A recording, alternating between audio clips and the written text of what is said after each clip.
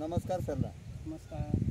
बघा सर, आपण पहिल्यापासून मोठ्या प्रोडक्टला वापरणी करतो. आपण पहिल्यापासून इंडिया ॲग्रोचं प्रोडक्ट वापरून राहिलो आणि इंडिया ॲग्रोचं प्रोडक्ट वापरत असताना ज्यावेळेस आपण काडी लावली आहे या शेतामध्ये तेव्हापासून आपण इंडिया ॲग्रोचं प्रोडक्ट वापरतोय.